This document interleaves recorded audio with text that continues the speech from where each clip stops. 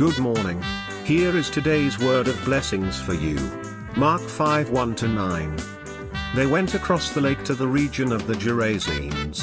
When Jesus got out of the boat, a man with an impure spirit came from the tombs to meet him. This man lived in the tombs, and no one could bind him anymore, not even with a chain. For he had often been chained hand and foot, but he tore the chains apart and broke the irons on his feet. No one was strong enough to subdue him. Night and day among the tombs and in the hills he would cry out and cut himself with stones.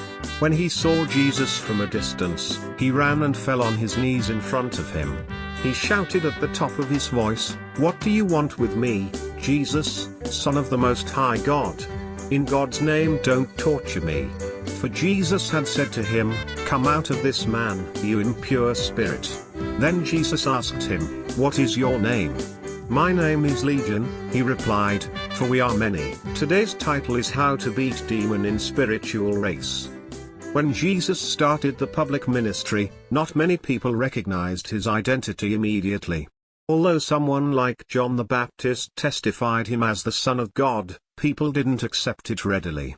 Most of the people who heard him and saw his miracles were deeply impressed. Still, they were not ready to recognize him as the Son of God yet. Many contemporary religious and political leaders must have seen something divine in him but still rejected him. Even some disciples were not quite sure about his mysterious identity. It took quite a time for them to be convinced about his identity. But surprisingly, the clearest proclamation of Jesus' identity comes from a demon-possessed man. Or we can even say that it came from a demon. At this juncture of the Lord's ministry, no one, perhaps except John the Baptist, called Jesus the Son of the Most High God. The demon knew the power and authority of Jesus to torture it by God's name. The demon knew that they couldn't hide their own identity before Jesus and must answer immediately.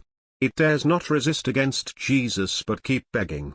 This shows how senselessly stubborn and ignorant people are about true identity of Jesus Christ. We are even far behind the demon who revolted against God and are doomed to be punished at least in terms of spiritual knowledge and discernment.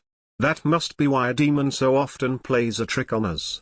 Then how can we prevent from falling into the hands of a demon? Today's passage clearly shows the answer. Know Jesus sufficiently not to be spiritually blinded about his identity. Let the Spirit of Jesus dwell in you always. Humbly worship and obey Jesus, the Son of the Most High God, unlike the demon who failed to do that despite their spiritual knowledge of Jesus. That's how we beat the demons in our spiritual race for God and never get tricked by it.